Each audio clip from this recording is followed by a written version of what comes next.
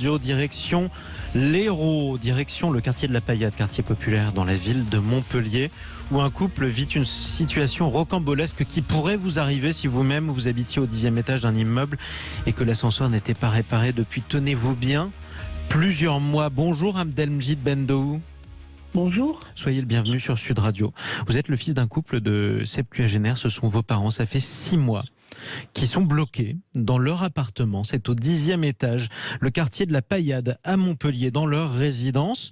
Toujours pas d'ascenseur depuis 6 mois. La première question qu'on a envie de se poser, c'est d'abord comment ça se fait 6 mois?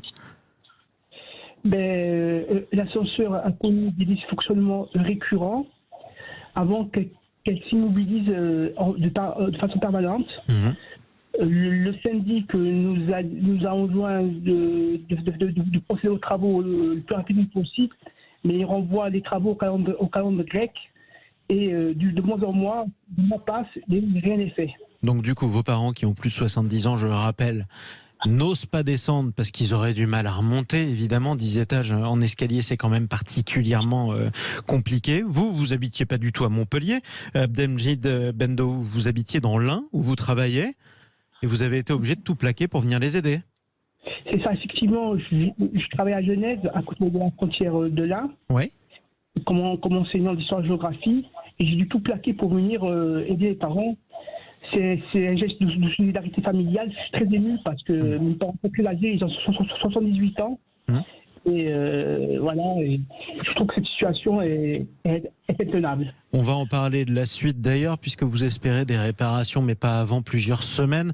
C'est quoi votre vie quotidienne aujourd'hui, concrètement? Vous habitez avec vos parents, par exemple, et tous les jours vous faites les courses? Vous descendez, vous remontez? Concrètement, je fais en moyenne 4 allers-retours dans la journée. C'est le minimum.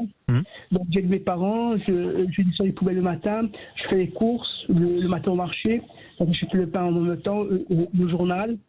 Et donc je remonte tout ça. L'après-midi, j'achète des packs d'eau, je vais à la pharmacie. Et toutes les journées se déroulent de la même manière. Alors ça peut paraître anecdotique, mais j'imagine qu'à force, et ne serait-ce que pour vous occuper, vous avez fini par compter les marches. Vous en gravissez combien par jour ? À peu près. A priori, on a compté 165 marches. 165, donc multiplié par 4.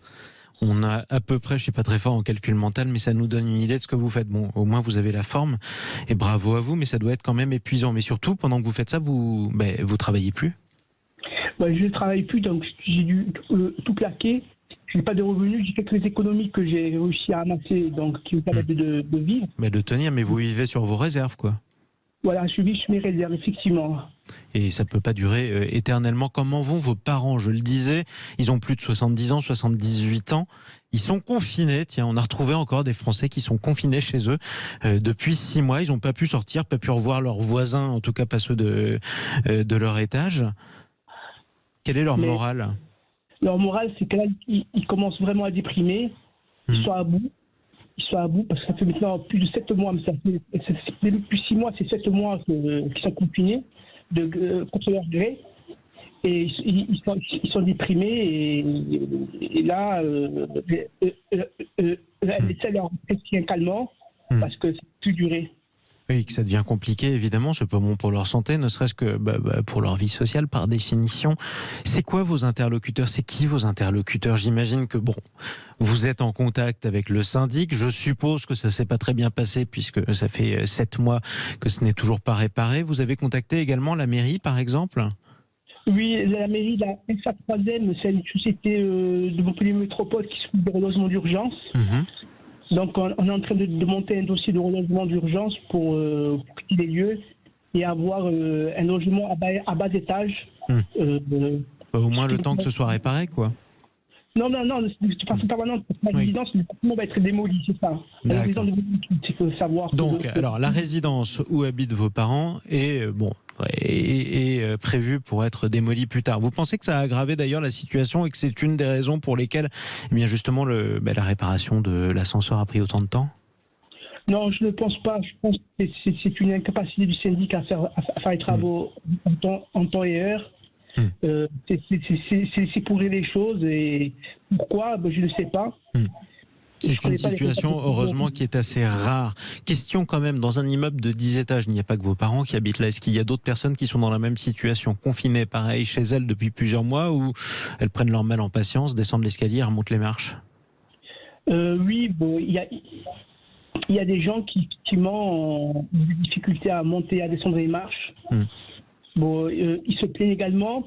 Ils se sont plaints auprès du syndic, donc, individuellement. Mais il n'y a pas une action politique qui s'est faite, malheureusement.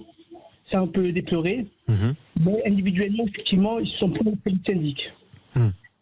Donc ils sont à peu près débrouillés. Vous, combien de temps vous pouvez tenir dans cette situation? Puisque je le rappelle, vous avez quitté votre travail, vous habitez même plus là où vous étiez dans l'Ain, et puis vous étiez professeur à Genève.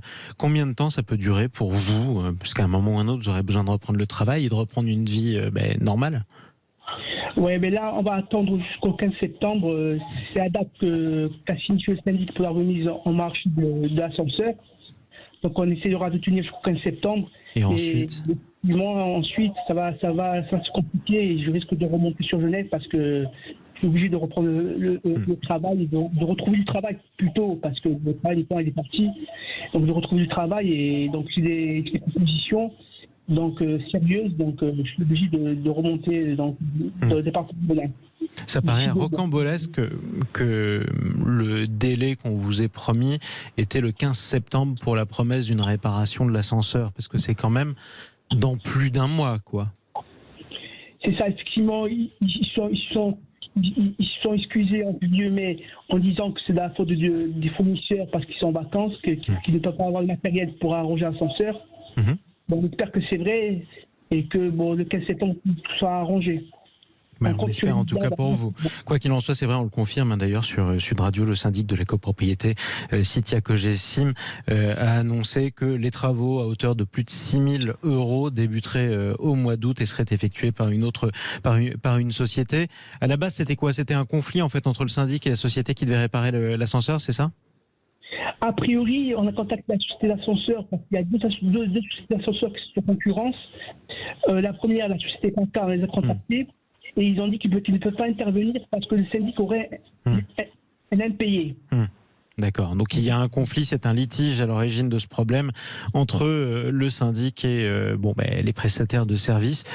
Quand vous appelez le syndic de copropriété par exemple, que vous prenez des nouvelles ou que vous les contactez pour savoir où ça en est, comment vous êtes accueilli? Qu'est-ce qu'on vous répond? Bon, on me répond laconiquement, donc on me répond que les travaux seront faits le mois prochain. Quand ça arrive le mois prochain, on dit encore c'est le mois prochain. Donc à chaque fois, on nous renvoie les réparations. Ça a duré combien de temps? Ça a duré 6 mois comme ça? Ça fait vraiment 6 mois qu'on vous répond la même chose? 7 mois maintenant? 7 mois, maintenant c'est 7 mois. Vous avez reçu des excuses, par exemple, ou vos parents ont reçu des excuses? J'imagine que personne n'est responsable à 100% de ce qui se passe, mais tout le monde a une toute petite part de responsabilité quand vous avez une situation qui se dégrade à ce point-là. Mais en ce qui nous concerne, on n'a pas reçu d'excuses formelles, on n'a pas reçu ou de fils qui feraient en sorte que le syndic soit excusé. On n'a reçu rien de tel. Maintenant, des responsabilités, c'est vrai que la responsabilité, on ne peut pas l'engager à 100% sur une personne ou sur un argent. Bien sûr. Bon, c'est collectif, effectivement. Les gens sont compréhensifs au moins? Oui, les gens sont compréhensifs, mais ils sont à bout également. C'est-à-dire? Ils commencent à déprimer, à trouver la situation anormalement longue, et ça pèse sur leur morale. Oui, évidemment. Alors ça pèse pas forcément autant que sur le moral de vos parents. Comment vous faites, vous, pour égayer la vie quotidienne de vos parents et leur remonter le moral alors que ça fait 7 mois qu'ils n'ont pas le droit de sortir de chez eux? J'essaye de rester avec eux, de demander de rester patient. Je fais le relais avec l'extérieur, donc je prenais des rendez-vous médicaux auprès de mes parents pour annuler les rendez-vous médicaux et les reporter. Et je me fais avec eux le plus souvent possible pour éviter qu'ils pètent les plombs. Voilà. Effectivement. Vous arrivez d'ailleurs à faire venir des gens jusqu'à chez vos parents pour qu'ils puissent avoir un petit peu de la visite. Ils vous adorent, vous êtes leur fils, vous vous êtes sacrifié pour eux. Mais peut-être aussi qu'ils ont besoin de voir d'autres personnes. Vous avez réussi à les faire venir? Mais quasiment personne ne veut venir, ne veut monter les 10 étages. C'est ça. Voilà.